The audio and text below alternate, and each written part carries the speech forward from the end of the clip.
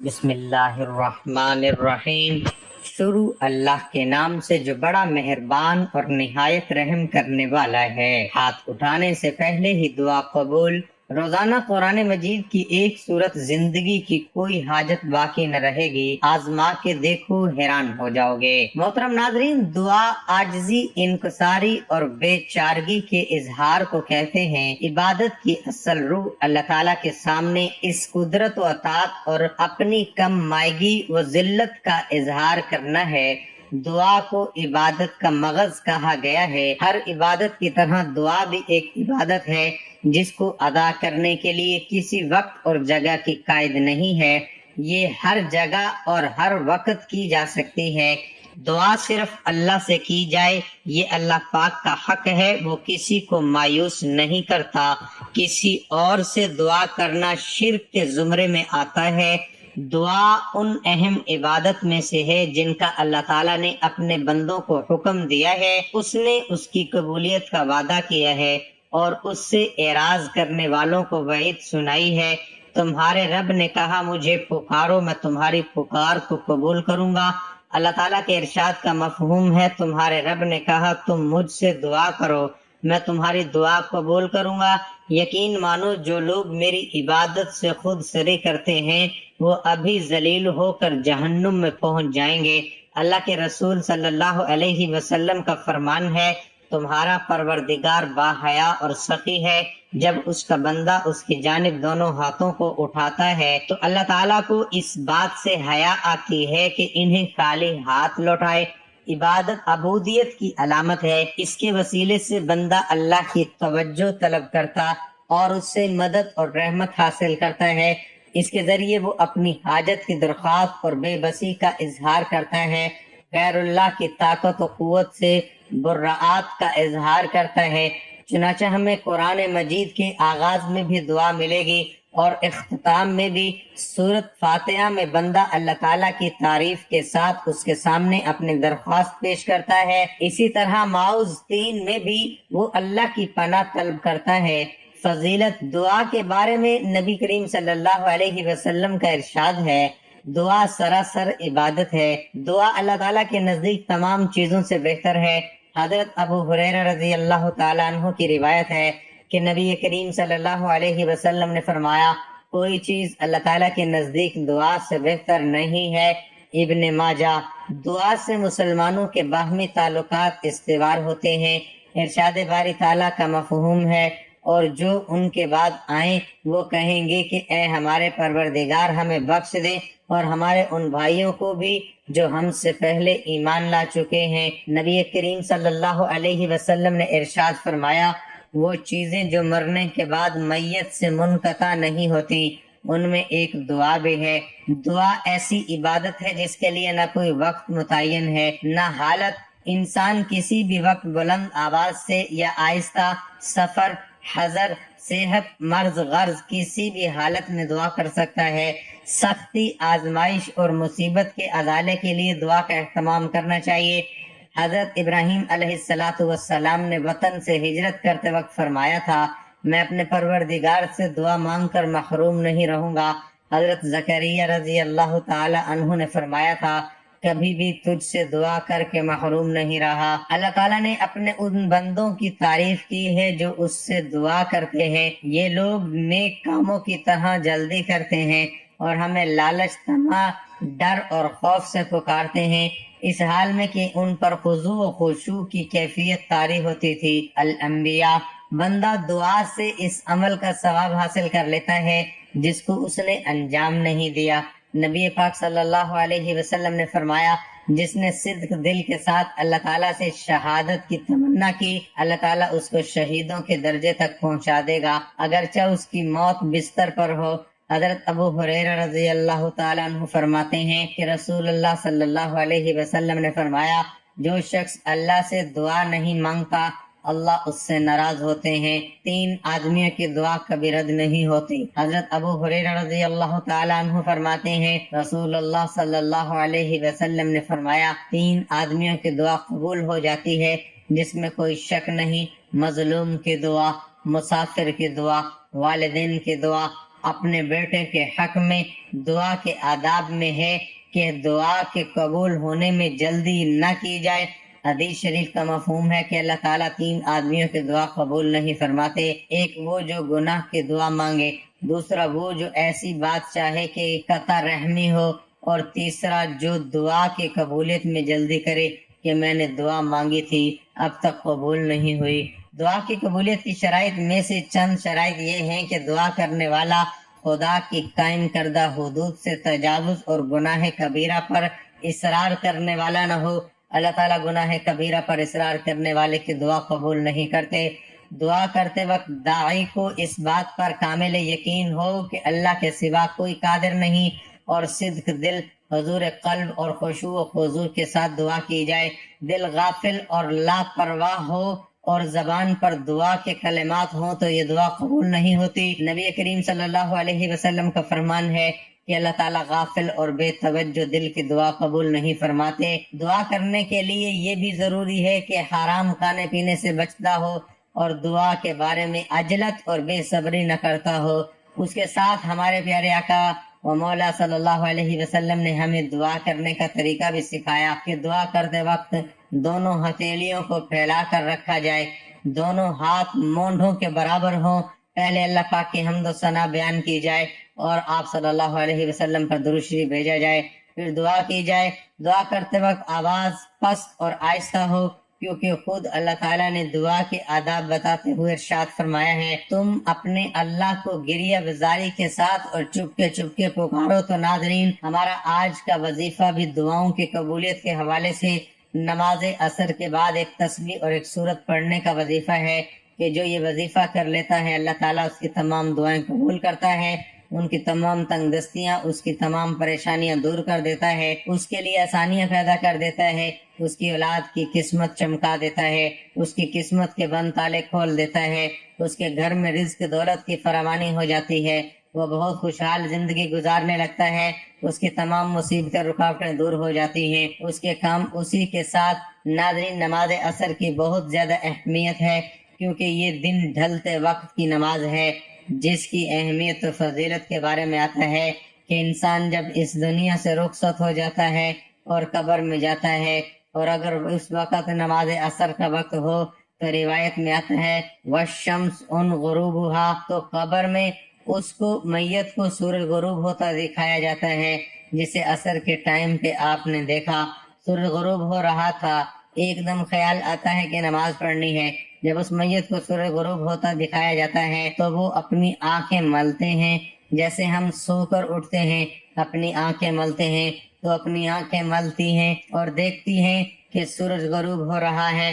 بات تو وہ کہتا ہے کہ مجھے نماز پڑھنے دے، عصر کا وقت جا رہا ہے، مجھے نماز پڑھنے دو، تو فرشتے مسکرا کر کہتے ہیں وہ ٹائم ختم ہو چکا ہے، نماز کا ٹائم اب ختم ہے، اب نماز نہیں پڑھنی، اب حساب کتاب ہوگا۔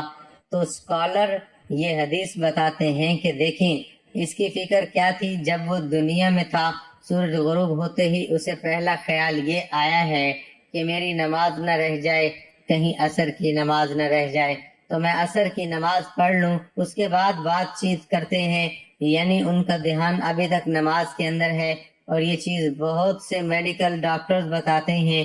میں ایک لیکچر سن رہا تھا ایک اسکالر کا، انہوں نے بڑی زبردست بات کی، انہوں نے کہا کہ میں نے بہت سے ڈاکٹرز کو لیکچر دیے ہیں، ڈاکٹرز میری محفل میں آتے ہیں، تو ڈاکٹرز نے مجھے خوب بتایا ہے کہ آخر جو دھیان یا دماغ میں بندے کی چیز ہوتی ہے جو اس نے سب سے زیادہ دنیا میں کی ہوتی ہے، مرنے کے وقت پہ وہی چیز نکلتی ہے۔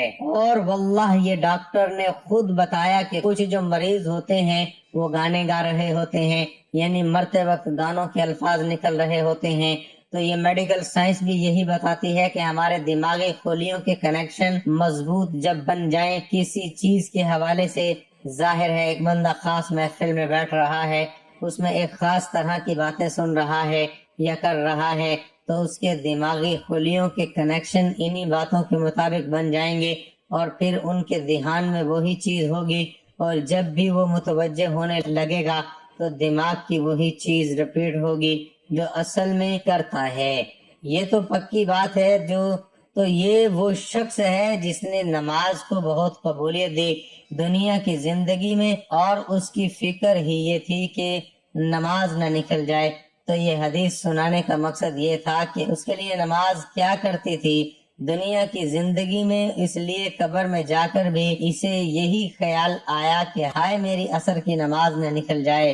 تو یہ چیزیں جو اہمیت کی حامل ہے ہماری زندگی میں، انہیں ہم اگنور کر رہے ہوتے ہیں۔ اور عصر کی نماز کے بارے میں رسول اللہ صلی اللہ علیہ وسلم نے کہا کہ جس انسان نے عصر کی نماز جان بوجھ کر چھوڑی، جان بوجھ کر سے مراد یہ ہے کہ ایک تو سو گیا ہے، یاد نہیں رہا، یا ویسے ہی کوئی بازار میں ہے، مسجد نہیں مل رہی، جیسے خواتین ہیں بازار میں اکثر ہوتی ہیں، جگہ نہیں نماز پڑھنے کی، نماز رہ جاتی ہے۔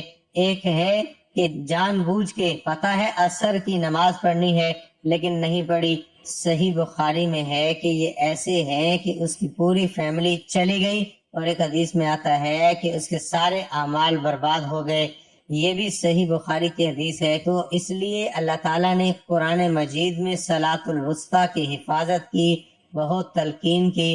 صلاۃ الوسطیٰ یعنی درمیانی نماز، عصر کی بہت اہمیت ہے۔ عصر کی نماز تو کچھ بھی ہو جائے عصر کی نماز نہ چھوڑا کریں، اس لیے اس کو وہاں بھی سورج غروب ہوتا دکھایا جائے گا اور وہ کہے گا کہ مجھے نماز عصر ادا کرنے دو، تو فرشتے کہیں گے اب نماز پڑھنے کا ٹائم جو ہے وہ گزر گیا ہے۔ تو آگے چلتے ہیں ناظرین، انشاءاللہ آج ہم بات کریں گے بہت اہم چیز کی، جس کی اہمیت یہیں سے واضح ہو جاتی ہے کہ اللہ تعالیٰ نے ہمیں وہ چیز مانگنے کے لیے بہت زیادہ تلقین کی ہے۔ ہمیں دعائیں سکھائیں اللہ تعالیٰ نے کہ یہ دعائیں کرو تاکہ تمہیں یہ چیز نصیب ہو، تمہیں یہ چیز ملے، تمہاری زندگی سنور جائے۔ وہ چیز کیا ہے تو میں آپ کو بتاتا ہوں۔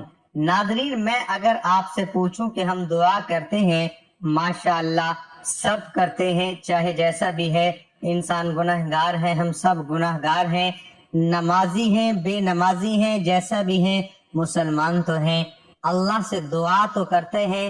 تو ہمیں یہ دیکھنا ہے کہ ہماری اکثر دعائیں کیا ہوتی ہیں۔ کیا ہماری دعائیں صرف دنیاوی ہوتی ہیں کہ اللہ میرا رشتہ ادھر کروا دے، مجھے یہ پسند آ گیا ہے، مجھے یہ شخص دے دیں، ٹھیک ہے، ان دعاؤں میں کوئی حرج نہیں۔ اگر کوئی پسند آ جائے تو اس کے بارے میں یہ حلال دعا کرنا یہ بڑی اچھی بات ہے کہ میں حرام سے بچنا چاہتا ہوں تو ہمارا نکاح ہو جائے، لیکن ظاہر ہے کہ یہ ایک دنیاوی دعا ہے۔ اور پھر یا اللہ مجھے جاب دے دے، میری اتنی تنخواہ ہو جائے، یا مجھے یہ چیز دلا دے، یا مجھے یہ پوزیشن دلوا دے، وغیرہ وغیرہ، یہ ساری دنیاوی دعائیں ہیں۔ اور اسی طرح بچوں کے بارے میں ماں باپ جتنی بھی دعائیں کرتے ہیں زیادہ تر دنیاوی ہوتی ہیں کہ یا اللہ اس کا یہاں ایڈمیشن ہو جائے، اس کی زندگی سنور جائے، اس کو اچھی بیوی مل جائے، یا اس کو اچھا خاوند مل جائے، وغیرہ وغیرہ، اس کا نصیب اچھا ہو جائے۔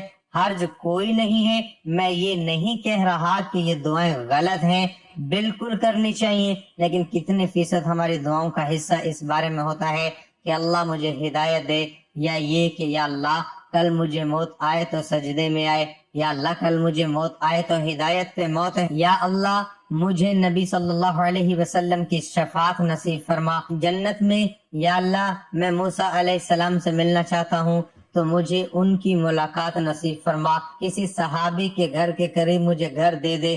آپ کو معلوم ہے کہ دعاؤں کا طریقہ ہی شفٹ ہو گیا ہے، دنیاوی تو ہیں ہی، لیکن وہ دعائیں جو اہمیت رکھتی ہیں، جیسے ابراہیم علیہ السلام، آپ کی دعا چیک کریں، ان کا تصور دیکھیں کہ کیا مانگا اللہ سے کہ رب اجعلنی مقیم الصلاۃ ومن ذریتی ربنا وتقبل دعا ربنا اغفر لی ولوالدی وللمؤمنین یوم یقوم الحساب۔